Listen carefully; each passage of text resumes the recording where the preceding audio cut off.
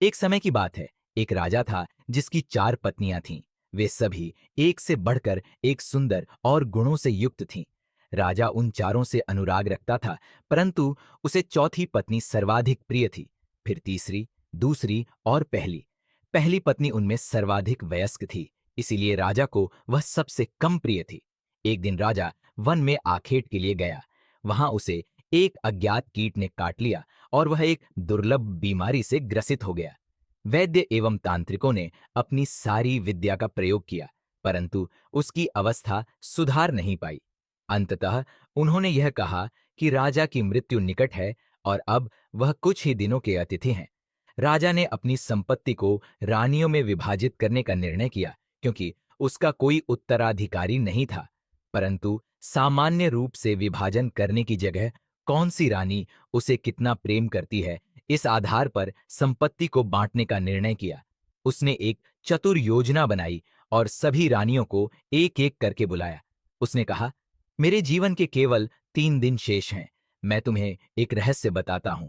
बहुत पहले मुझे एक साधु ने एक शक्तिशाली यंत्र दिया था, जिससे मुझे स्वर्ग की प्राप्ति होगी यदि मैं साथ में एक और व्यक्ति को ले जाऊं। परंतु इससे पहले कि स्वर्ग में प्रवेश करें, हमें दारुण यंत्रणा सहन करनी होगी और नरक में 7 वर्ष व्यतीत करने होंगे, क्योंकि हम एक दूसरे से सर्वाधिक प्रेम करते हैं। इसलिए मैंने यह निश्चय किया है कि मैं तुम्हें अपने साथ आने का यह अवसर प्रदान करूंगा। उसने चौथी रानी से आरंभ किया, जो सबसे छोटी थी और जिससे वह सबसे अधिक प्रेम करता था। उन्होंने उससे पूछा, क्या तुम मरने के बाद मेरे साथ चलोगी?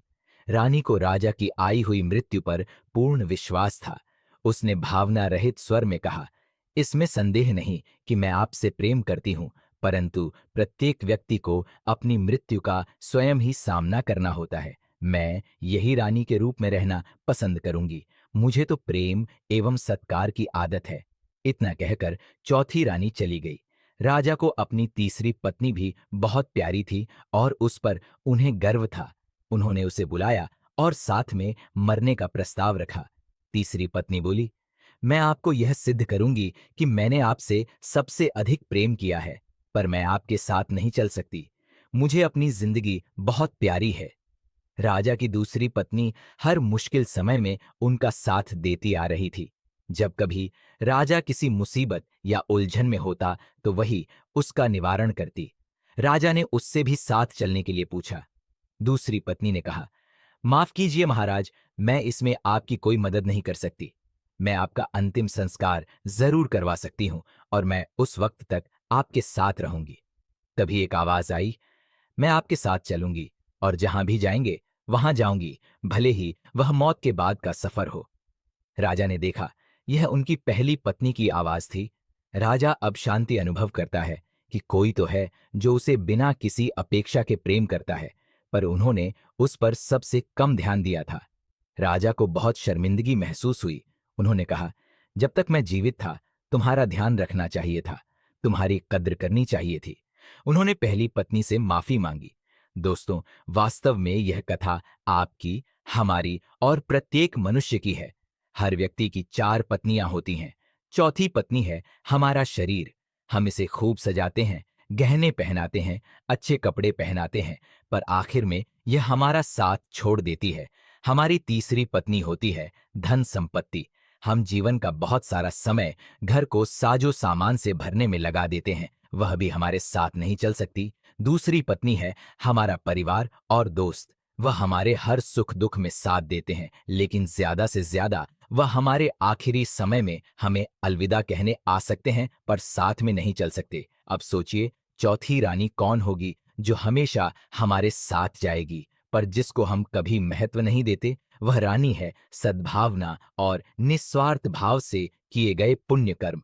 यही वह पत्नी है जो मरने के बाद भी हमारा साथ नहीं छोड़ती, सदा साथ जुड़ी रहती है। मनुष्य के कर्म ही हैं जो मृत्यु के बाद भी उसके साथ जाते हैं। हम में से अधिकतर लोग इस कहानी के राजा की तरह ही जीवन जीते हैं।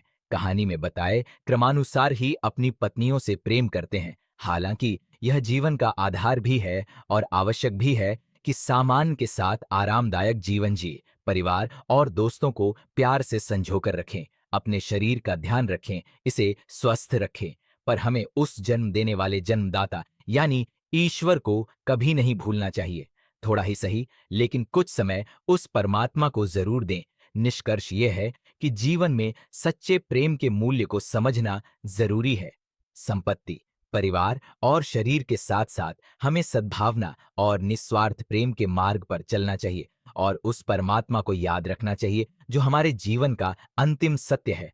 अगर आपको ये कहानी अच्छी लगी तो प्लीज एक लाइक करें और चैनल को सब्सक्राइब करें। आप सभी लोग बहुत अच्छे हो, आप लोग जरूर करेंगे।